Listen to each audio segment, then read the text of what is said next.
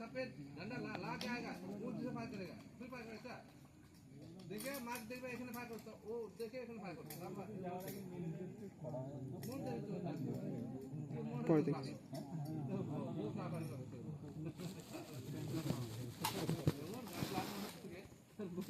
এজন্য সুদা सीधा हो रहे सीधा का मतलब नहीं समझते जोनू सर ना देखते आज ना जो हाइट